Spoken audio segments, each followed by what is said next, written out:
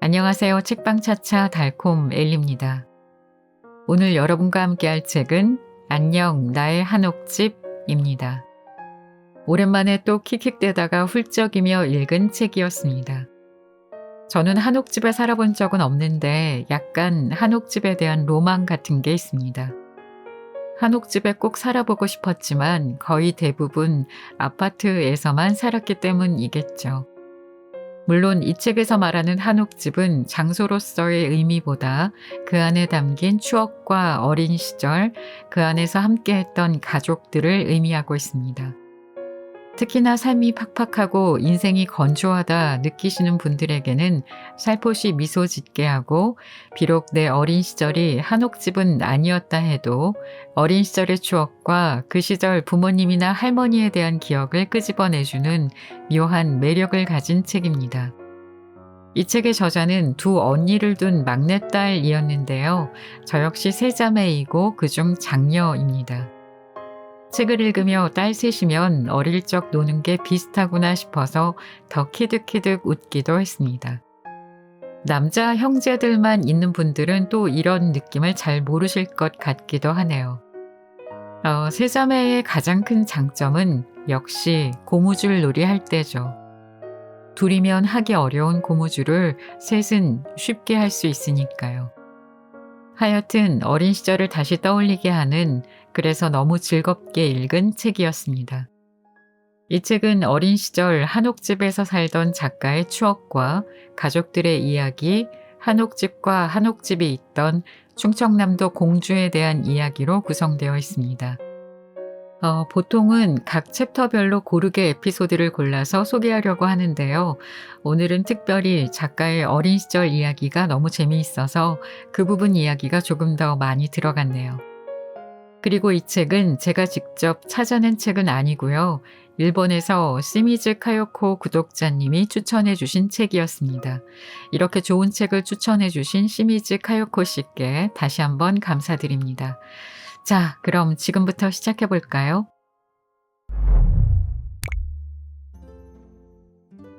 이보다 강렬한 곳이 또 있을까? 뒷간 이야기. 나에게는 지금도 눈을 감으면 마치 오늘인 듯 보고 느끼고 만질 수 있는 곳이 있다.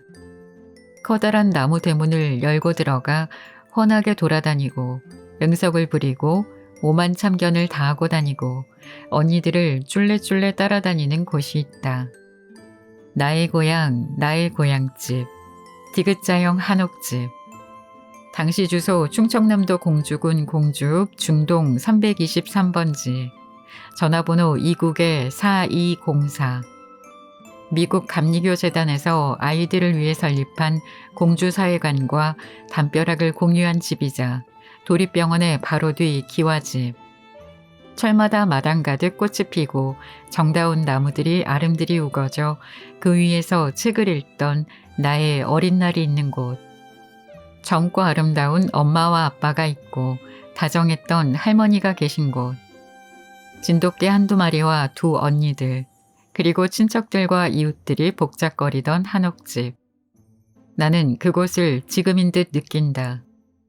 대문을 열고 들어가면 오늘도 한옥집의 세계를 만난다. 세월이 흘러도 사라지지 않고 내 안에 살아있는 고향집의 따뜻한 향내를 느낀다.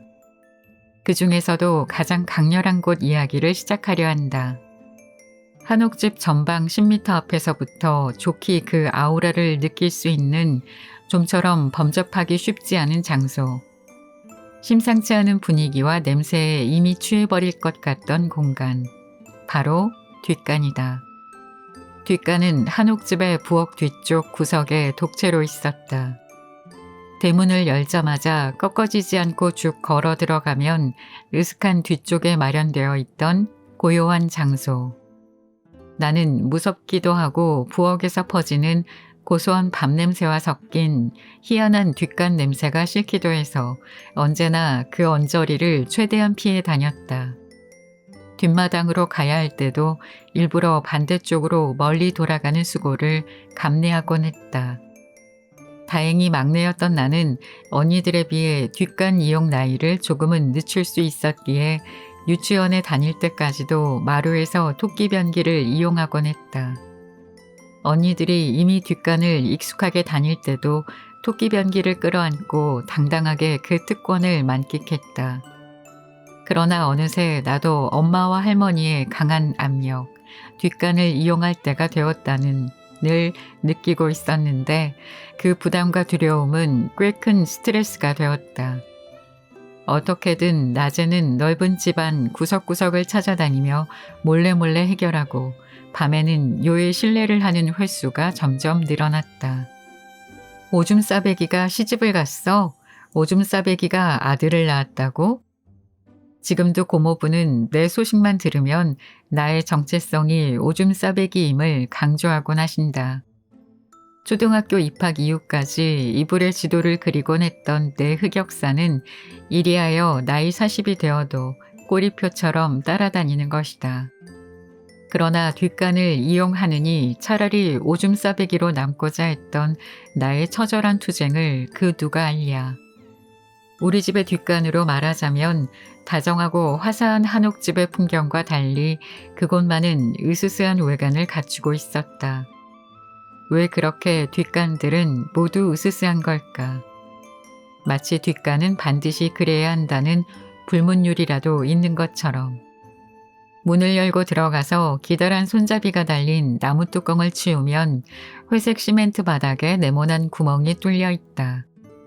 다리에 힘이 풀리면 아래 똥통으로 똑 떨어지지 않을까 걱정을 해야 하고 한쪽 구석에는 할머니가 정성스럽게 직사각형 모양으로 잘라놓은 신문지가 바구니 안에 차곡차곡 담겨있는 모습이었다. 당시에 유행했던, 아니 고전이 되어버린 뒷간 공포 시리즈. 화장실 구멍에서 시커먼 손이 쑥 나오고 빨간 휴지 줄까 파란 휴지 줄까 뭐 그런 것들을 굳이 물어보는 귀신이 살고 있음에 분명했다. 그러니 어떻게 뒷간을 이용할 수 있었겠는가. 전설의 고향을 그리 좋아하면서도 정작 귀신이 살고 있을 뒷간은 갈 수 없는 것이 어린 나의 현실이었던 것을. 그리하여 요를 빨아 널어야 하는 날이 늘어나고 집 구석구석에서 정체를 알 수 없는 지린내가 진동을 하는 것이 밝혀지며 할머니께서 총대를 메고 나의 뒷간 훈련을 담당하겠다고 선언하셨다. 학교에서 돌아오면 나는 할머니가 특별히 준비하신 기다란 막대기를 하나 들고 뒷간으로 들어갔다. 할머니는 밖에서 나는 안에서 그 막대기의 양쪽 끝을 붙잡고 앉아서 시간을 보내는 것이다. 그러면서도 무섭고 불안해서 끊임없이 할머니 막대기 놓으면 안 돼? 를 외쳐댔다. 마치 수영을 처음 배울 때 손을 잡아주던 선생님이 손을 놔버릴까 그래서 물속으로 빠질까 두려워하는 아이처럼. 할머니가 막대기를 놓으면 가운데 구멍으로 쏙 빠져버릴 것만 같은 두려움이었다. 볼일을 보는 것보다 막대기를 놓칠까 더 조마조마한 나머지 볼일을 받는지 안 받는지도 모르고 나온 적도 있었다. 그저 네모난 어둠의 구멍 안으로 빠지지 않는 것이 지상 최대의 과제였다. 어찌됐든 간에 임무를 완수하고 나오면 할머니는 커다란 눈깔 사탕 하나씩을 벽장에서 꺼내주곤 하셨다. 그렇게 성공한 날에는 얼마나 어깨를 으쓱하며 식구들에게 자랑자랑을 하곤 했던지. 그렇게 온 집안 사람들의 칭찬과 과도한 관심 속에서 뒷간 훈련을 마친 나는 다행히도 그 후로는 뒷간을 애용하곤 했다. 엄청나게 어려운 성년식의 관문을 통과하여 그제야 어른이 된 듯한 기분이었다. 그리고 그 안에 앉아있으면 제법 편안하다는 것, 혼자만의 고요한 시간을 느낄 수 있다는 장점도 차차 알게 되었다. 휴지 대용으로 할머니가 반듯반듯하게 잘라둔 신문지 조각을 들여다보며 전체 내용을 짐작해 보기도 하고 최신 동향을 살피는 척하는 센스까지 갖추게 되었다. 사실 제대로 읽지도 못했지만. 안타깝게도 몇 년 안 있어 나는 더 이상 뒷간을 이용할 일이 없는 아파트로 이사를 갔고 빨간 휴지와 파란 휴지를 골라서 내어주는 친절한 귀신이 살던 뒷간도 더는 갈 일이 없게 되었다. 그럴 줄 알았으면 훈련하지 않고 좀 더 버틸 걸 그랬나 보다. 별이 가득했던 한옥집 앞마당의 밤하늘이 그리운 것처럼 부엌의 커다란 가마솥에서 번지는 고소한 밤냄새가 그리운 것처럼 서 있으면 복달아 난다. 잔소리 듣던 할머니 문지방이 그리운 것처럼 한옥집 뒷간도 그리울 때가 종종 있으니 추억은 뒷간마저 그리움을 잔뜩 뿌려놓은 모양이다. 집에 오는 길은 때론 너무 길어. 똥짜배기 이야기.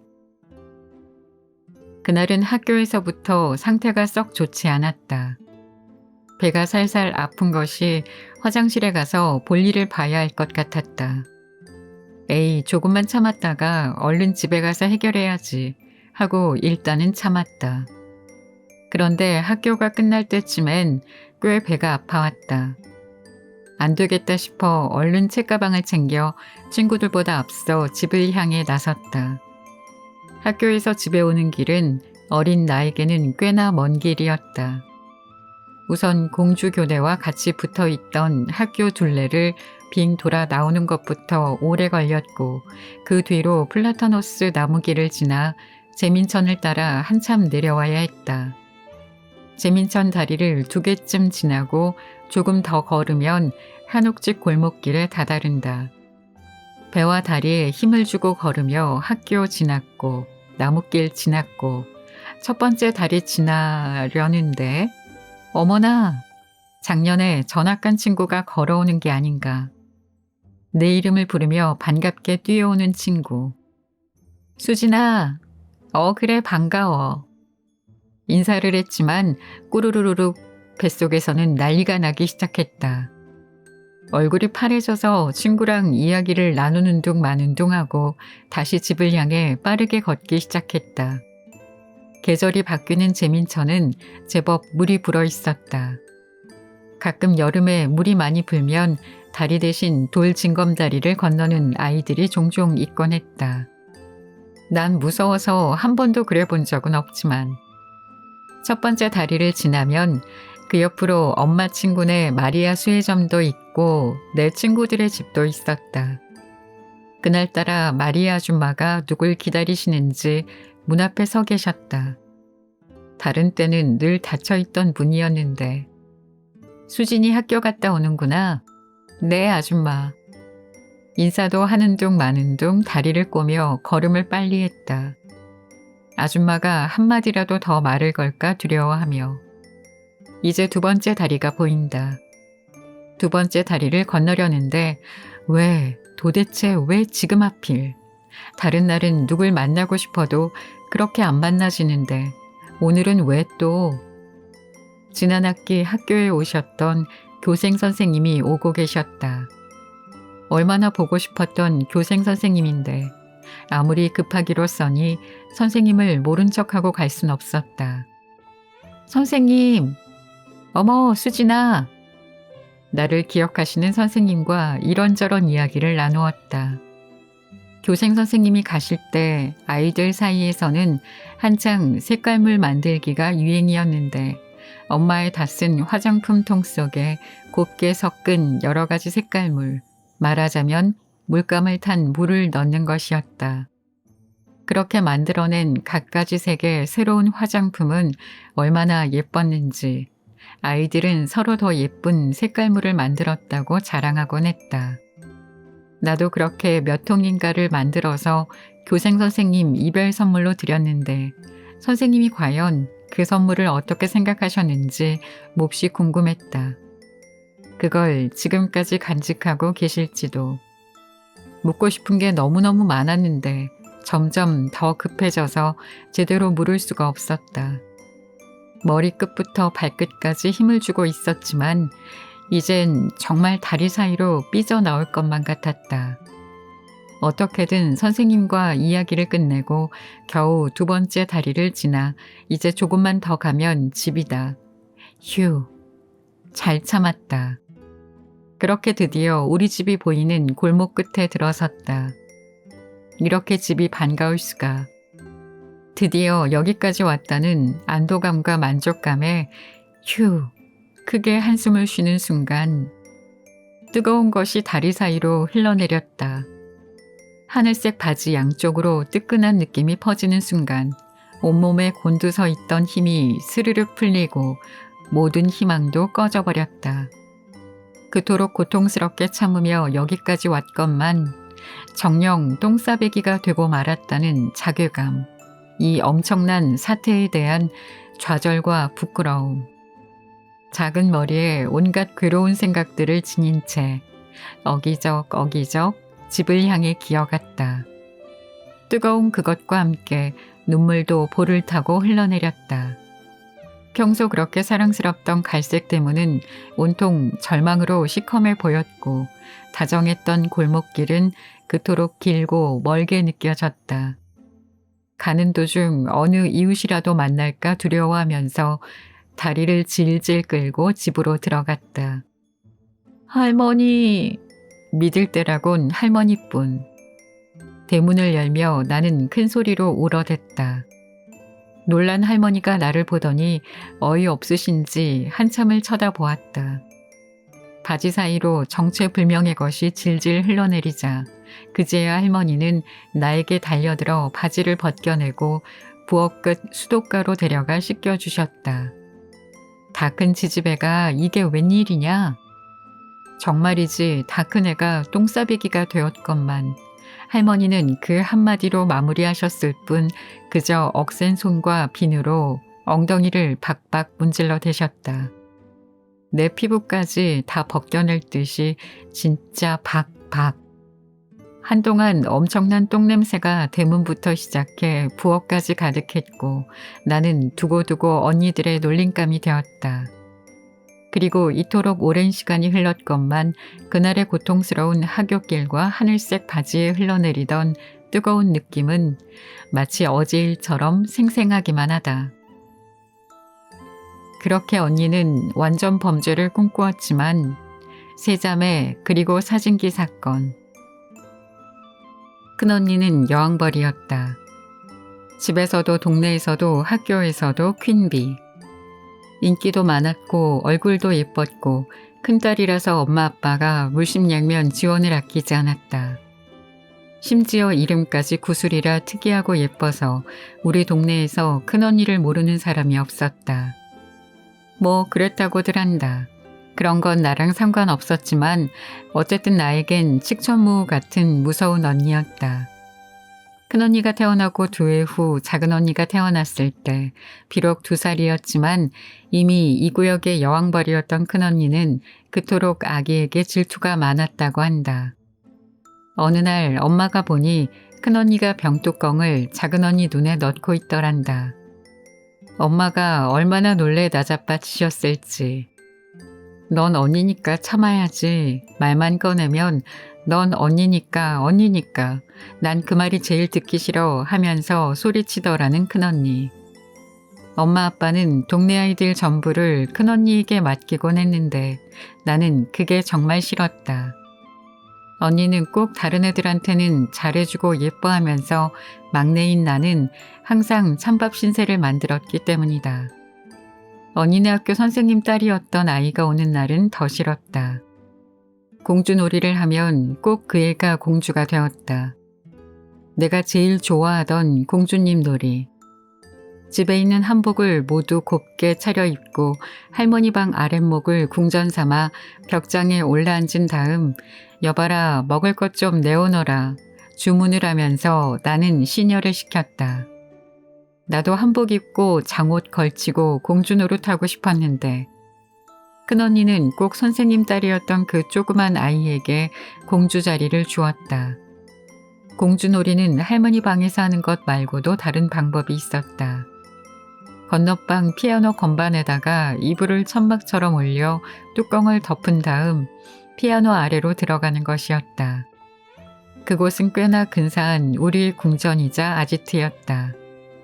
어쨌든 그 놀이에서도 나는 늘 꼬맹이였고 찬밥 신세였다.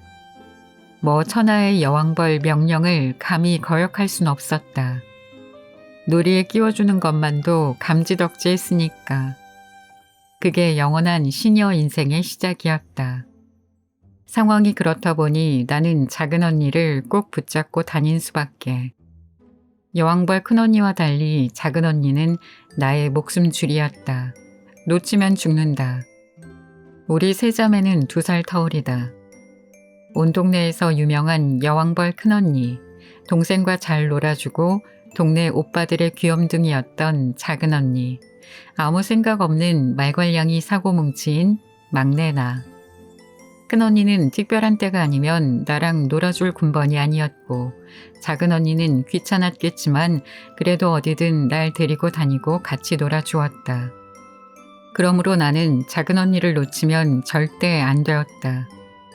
언니가 친구들과 고무줄 놀이를 해도 끼어서 하고 네 발 자전거를 타러 가도 어떻게든 끼어서 같이 배워야 했고 소꿉놀이를 하면 아기 역할로 끼고 안 데려가면 엄마한테 이르고 지금 생각해보면 얼마나 귀찮고 때론 징글징글했을까 싶다.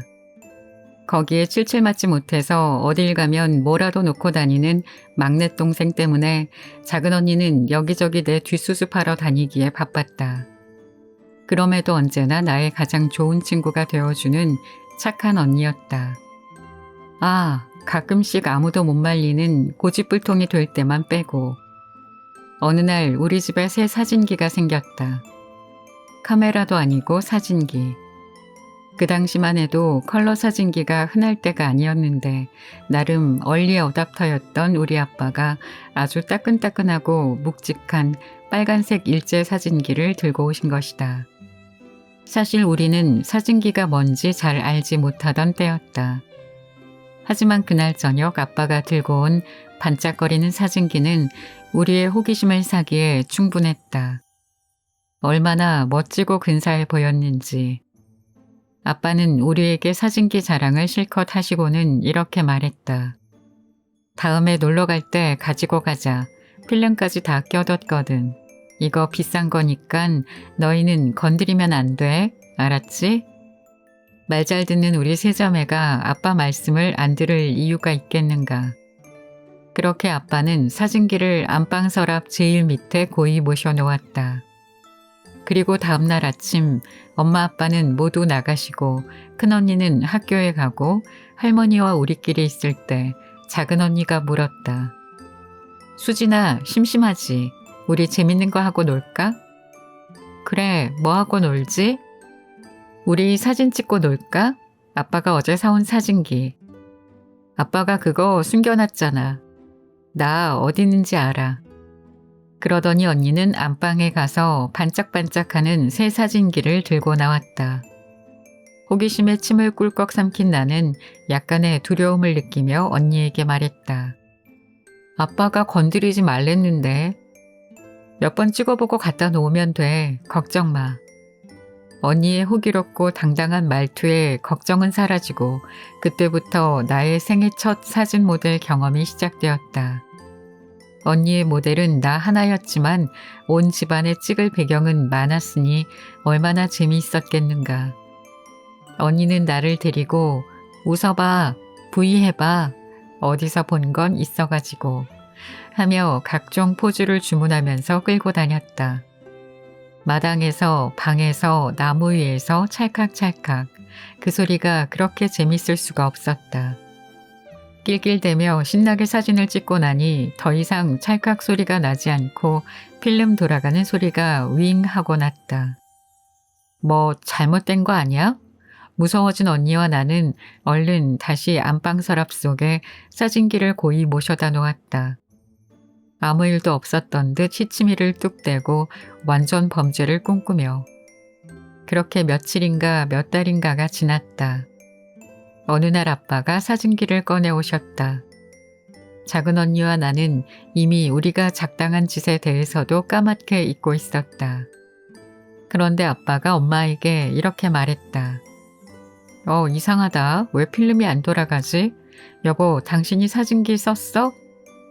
아니요, 전 만지지도 않았는데 이상하네. 필름 꺼내서 인화해봐요. 그럼 알겠죠.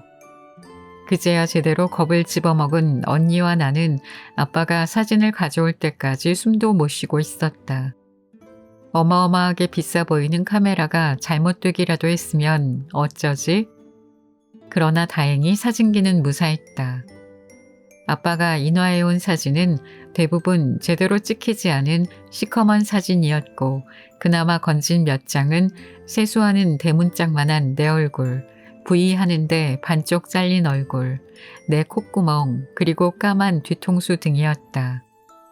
한마디로 작가의 의도와는 전혀 다른 작품들이었다. 근사한 사진을 기대하며 사진을 찍어댔을 그러면서도 사진이 진짜 남을 줄은 몰랐던 언니에게도 열심히 모델이 되었던 나에게도 엄마 아빠에게도 모두 황당하기 그지없는 결과물이었다. 너무도 어이없는 사진에 아빠가 화도 내지 못했던 것이 그나마 다행이었다고 할까. 한동안 그 사진들은 온 집안을 돌고 돌며 두고두고 웃음을 주었다. 그리고 지금도 그 사진들은 나의 어린 시절 앨범에 빛 바랜 채 꽂혀 있어 추억의 그날을 떠올리게 해주는 마법 같은 이야기가 되어주곤 한다. 수진아 여기 봐. 수진아 고무줄 놀이 하자. 수진아 언니랑 놀러 가자. 언제나 그렇게 나를 부르던 작은 언니의 목소리와 언니가 부르면 어디라도 달려가던 어린 내 모습을 떠올리게 하는 그런 마법의 장치 말이다. 잃어버린 것들, 깨어진 장독대 이야기. 지금도 나는 어디선가 장독대 사진이나 그림을 보면 마음이 아득해진다. 따스한 햇살 아래 반질거리는 장독대 뚜껑을 열고 시간과 공간을 초월해 그 안으로 장독대 안에 세계로 들어가 버릴 것만 같아진다. 이상한 나라의 앨리스의 나무 구멍처럼 그렇게 장독대 안을 통과하여 한옥집의 세계로 갈 수 있을 것만 같다. 햇살 가득하던 한옥집 뒤편 크고 작은 장독대들 사이로 숨바꼭질을 하며 놀던 그 시절, 그 공간으로. 부엌 뒷문을 나가 뒷곁으로 가면 장독대가 있었다. 장독 안에는 할머니가 직접 담그신 간장, 된장, 고추장, 몇십 년 된 시간장 등의 장들이 가득하고 작은 항아리들에는 무, 오이, 마늘종, 깻잎 등으로 담근 장아찌들이 있었다. 햇볕에 장을 쪼여야 골가지가 안 낀다고 각별히 볕 좋은 날이면 뚜껑을 열어놓는 등 신주단지처럼 보관하던 집안 음식의 기본인 장들. 훗날 우리가 아파트로 간 뒤 엄마는 할머니가 예쁘고 작은 항아리에 건네주신 장들을 베란다에 보관했다. 하지만 어떻게 보관을 해도 결국엔 골가지가 끼고 말았다고 한다. 항아리의 장들은 아파트 베란다보다는 한옥집 뒤편 널찍한 장독대에서 평화롭게 지낼 때 그 맛과 품위를 유지할 수 있었던 모양이다. 장독대에는 30말들이 큰 항아리가 서너 개, 중항아리가 10개, 맨 앞줄에는 작은 항아리들이 줄지어 있었다. 특히 큰 항아리에는 바람결 무늬와 물결 무늬, 구름이 피어오르는 무늬가 신비롭게 새겨져 있었는데 가만히 귀를 대면 소용돌이 치는 거대한 물결 소리도 들리는 듯했다. 내 키보다도 더 큰 항아리를 살포시 감싸면 나도 바람과 물결과 구름에 휩싸여 어디론가 날아가 버릴 것만 같았다. 엄마를 졸라 깡총 엄마 팔에 안겨 그 안을 들여다보면 거기에는 어린 나도 있고 예쁜 엄마도 있고 너른 하늘과 흘러가는 구름도 담겨 있었다.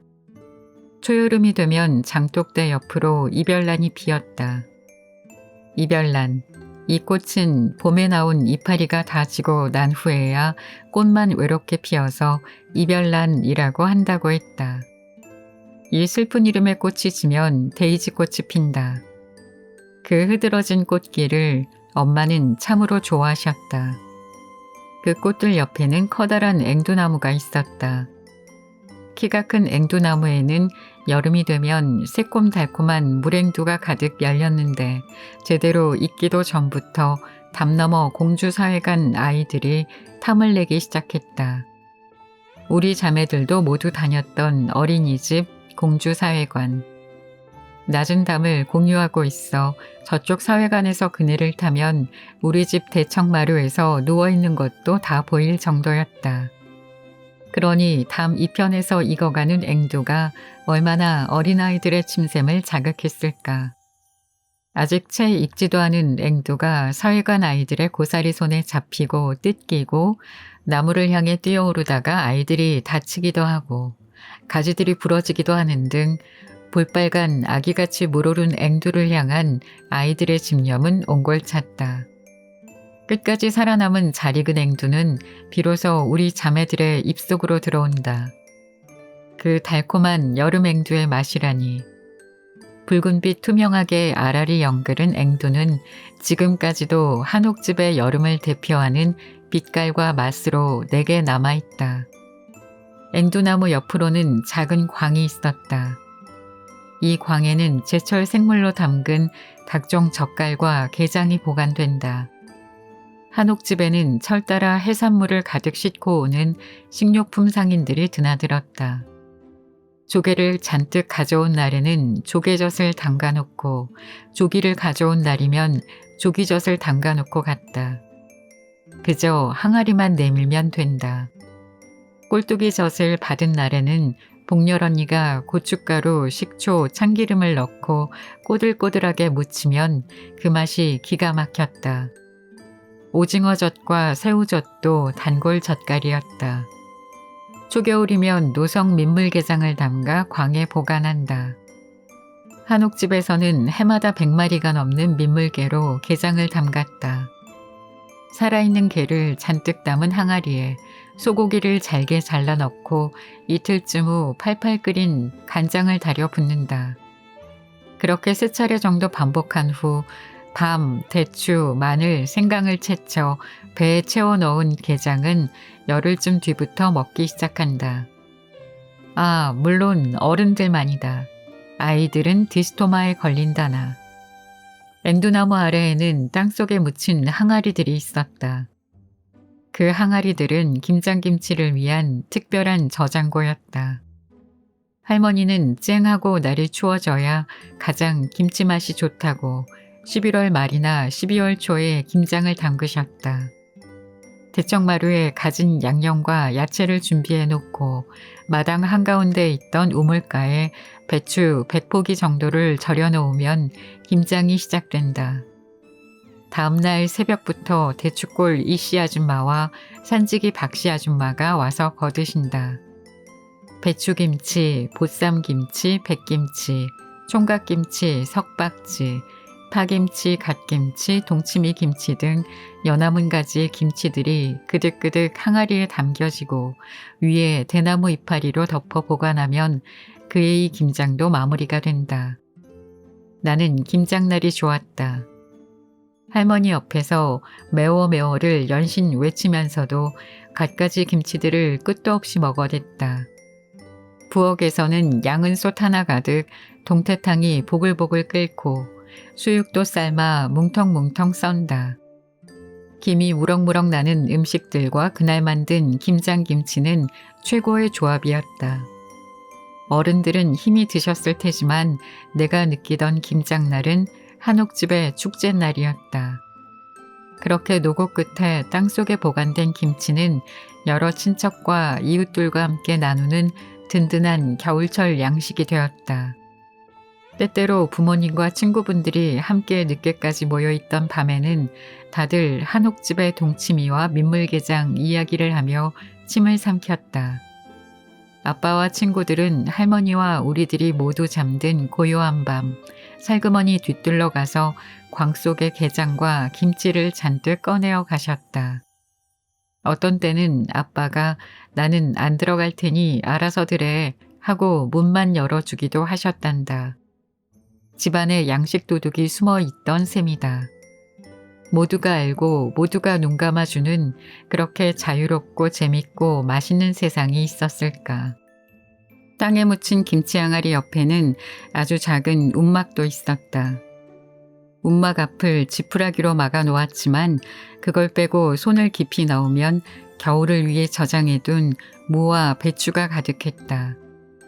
겨울밤이 깊으면 하나씩 꺼내와서 어석어석 씹어 먹기도 하고 그걸로 묵국을 끓여 먹기도 했다. 겨울이 다가오면 간식을 보관하는 광 속은 평소보다 더 풍성해졌다. 설탕도 포대로 들여졌고 땅콩 과자며 튀밥이며 할머니의 솜씨 좋은 먹거리가 차례차례 들어찼다. 갱년과 과줄이 할머니 벽장 속에 자리있고 팥을 넣은 찹쌀떡은 부엌문 옆에 매달려 적당히 얼면 밤에 몇 개씩 빼서 구워 먹었다. 먹을 게 수두룩한 풍성한 겨울밤이었다. 장독대 젓갈을 보관한 광과 땅에 묻은 김치 항아리, 무와 배추를 위한 움막, 겨울 간식을 보관하는 벽장까지 한옥집의 음식 저장 방식은 다양하고도 풍성했다. 냉장고가 없던 시절이었지만 하나도 저장고가 부족하지 않았다.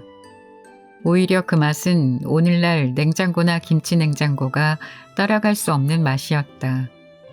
자연이 철따라 저절로 제공하는 햇살과 바람과 추위는 음식들이 각기 최고의 제맛을 내도록 해주었다. 식구들에게 정성스러운 한 끼를 먹이기 위해 할머니의 작은 발은 온종일 종종거리며 이 저장고들 사이를 바삐 움직이셨다. 시간이 흐르고 우리가 한옥집을 떠난 후 할머니도 곧 한옥집을 떠나 작은아빠와 함께 살게 되셨는데 그때 이삿짐을 옮기며 장독대도 다 처분을 하셨다. 할머니가 시집 오면서부터 사용하신 장독대. 식구들의 입맛 하나하나까지 신경 써서 늘 정갈한 음식을 진두지휘하시던 할머니의 솜씨. 그 기본이자 비결이었던 소중한 장이 1년 365일 풍성히 담겨있던 장독대도 이제는 처분을 해야 했던 것이다. 작은 항아리들은 모두 주변에 나누어주고 골동품 상인이 와서 가져가기도 했지만 어른 허리까지 오는 커다란 항아리는 어떻게 할 수가 없었다. 누구에게 줄 수도 가져갈 수도 없자 처치곤란이 된 항아리. 일하러 온 일꾼에게 처분해달라고 하니 깨서 내놓으면 가져가겠다고 했다.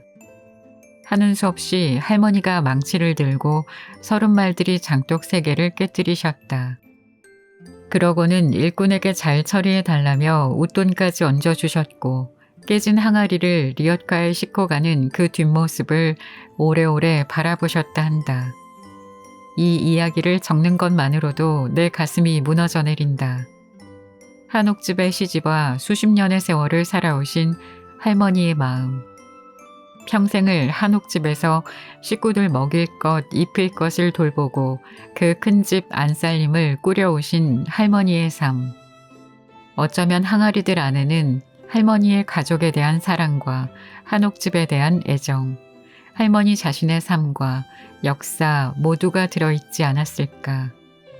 그 항아리를 자신의 손으로 깨트리던 할머니의 마음은 어떠셨을까. 당시 어렸던 나는 이런 일련의 과정을 잘 몰랐고 알았다 하더라도 깊이 생각지 못했을 것이다. 그러나 이렇게 세월이 흐른 지금 깊이 생각한다. 할머니가 지키고자 했던 그 무엇과 그것을 지켜드리지 못했던 부모님의 마음을, 지킬 수 없었던 우리 모두의 슬픔과 아쉬움을, 나 역시 비록 지키진 못했지만 이 글로 지켜내고 싶다. 우리가 잃어버린 것들과 할머니가 지켜내고자 하신 것들을 나는 이 글로 다시 살려내고 싶다. 깨어진 장독대와 따스한 햇살을 쪼여 찰기가 자르르 돌던 할머니의 장들의 사라진 생명을, 겨우내 먹을 것이 가득했던 따스한 한옥집의 겨울을, 그것들을 준비하며 행복해 하셨을 할머니의 사랑과 정성을, 우리들의 잃어버린 장독대를. 재미있게 들으셨나요?